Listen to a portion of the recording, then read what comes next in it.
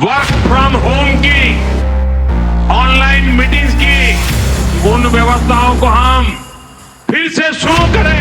আবার কি ফিরছে ওয়ার্ক ফ্রম হোম? অফিসে না গিয়ে বাড়ি থেকেই হবে কাজ। বিদেশ ভ্রমণ বন্ধ, সোনা কেনায় লাগাম। দেশবাসীর কাছে একের পর এক বড় আবেদন জানালেন প্রধানমন্ত্রী নরেন্দ্র মোদী। কিন্তু হঠাৎ কেন এই পরামর্শ? কেন আবার করোনাকালের মতো ওয়ার্ক ফ্রম হোমের কথা বলছেন প্রধানমন্ত্রী? নমস্কার বন্ধুরা, আপনারা দেখছেন voice of Bankura, presented by J3S institute, বাঁকুড়ার অন্যতম নির্ভরযোগ্য spoken English academy.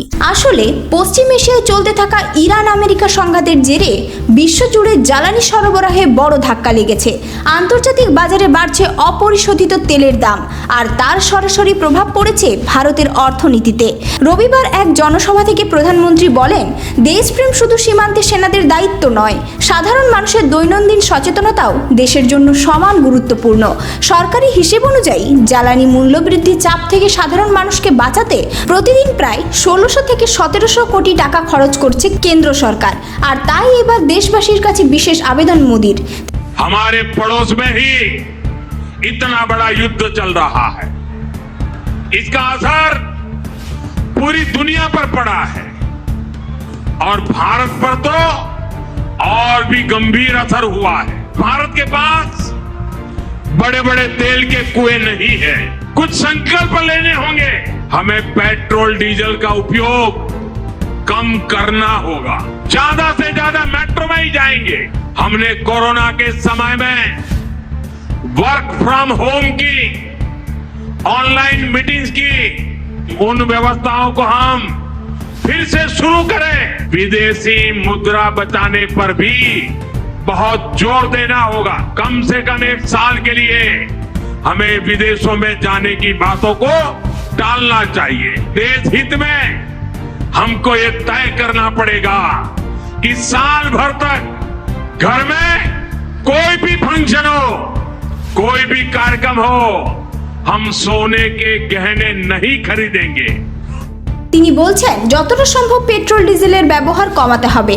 Train, metro, বাসের মতো গণপরিবহন ব্যবস্থা ব্যবহার করতে হবে। কার পুলিং বাড়াতে হবে।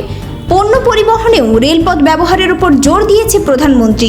শুধু তাই নয়, বৈদ্যুতিক গাড়ি ব্যবহারের দিকেও মানুষকে উৎসাহ দিয়েছেন তিনি, কারণ এতে আমদানি করা জ্বালানির উপর নির্ভরতা কমবে। আর সবচেয়ে বড় চমক, প্রয়োজন হলে আবার ওয়ার্ক ফ্রম হোমের ফেরার পরামর্শ দিয়েছেন তিনি। করোনাকালের উদাহরণ টেনে তিনি বলেন, অনলাইন মিটিং, ভার্চুয়াল কনফারেন্স এবং বাড়ি থেকে কাজ করার ব্যবস্থা বাড়ানো হলে যাতায়াত কমবে, জ্বালানির সাশ্রয় হবে, খরচও কমবে। এখানেই শেষ নয়, এই বছর বিদেশ ভ্রমণ এড়ানোর অনুরোধ জানিয়েছেন মোদী। ডেস্টিনেশন ওয়েডিং বা বিলাসবহুল বিদেশ সফর থেকেও বিরত থাকতে বলছেন তিনি, কারণ বিদেশে গেলে প্রচুর বৈদেশিক মুদ্রা খরচ হয়। একই সঙ্গে আগামী 1 বছর খুব প্রয়োজন না থাকলে সোনা না কেনার আবেদনও জানিয়েছেন প্রধানমন্ত্রী। তার বক্তব্য, বিপুল পরিমাণ সোনা আমদানির ফলে দেশের বৈদেশিক মুদ্রার উপর বাড়তি চাপ তৈরি হচ্ছে। সরকারি তথ্য অনুযায়ী গত 10 সপ্তাহ শুধু তেল এবং সোনা আমদানিতে দেশ থেকে খরচ হয়েছে প্রায় 1 লক্ষ কোটি টাকা। প্রধানমন্ত্রী আরও জানিয়েছেন, যদি দেশের মানুষ 10% জ্বালানি ব্যবহার কমান, তাহলে প্রতিদিন প্রায় 160 কোটি টাকা সাশ্রয় সম্ভব। সঙ্গে ভোজ্য তেলের ব্যবহার কমানো এবং মেড ইন ইন্ডিয়া পণ্য কেনার আহ্বানও জানিয়েছেন তিনি। মোদীর বক্তব্য, দেশের পণ্য কিনলে ছোট ব্যবসায়ীরা লাভবান হবেন, নতুন কর্মসংস্থান তৈরি হবে, আর দেশের অর্থনীতিও শক্তিশালী হবে। বিদেশ বেড়াতে যাওয়ার বদলে দেশের মধ্যেই পর্যটনের উপর জোর দেওয়ার পরামর্শ দিয়েছেন তিনি, কারণ এতে স্থানীয় হোটেল, দোকানদার, গাড়ি চালক থেকে শুরু করে গ্রামীণ অর্থনীতিও লাভবান হবে। সব মিলিয়ে জ্বালানি সংকট মোকাবিলায় এবার দেশবাসীর কাছে বড় দায়িত্ব তুলে দিলেন প্রধানমন্ত্রী নরেন্দ্র মোদী। এখন দেখার, দেশবাসী তার এই আবেদন কতটা মেনে চলেন। এই ধরনের গুরুত্বপূর্ণ খবর সবার আগে পেতে আমাদের চ্যানেলটি সাবস্ক্রাইব করুন, আর ভিডিওটি শেয়ার করতে ভুলবেন না। আপনার মতামত কমেন্টে জানান, আর লাইক শেয়ার করে ভয়েস অফ বাঁকুড়ার পাশে থাকুন।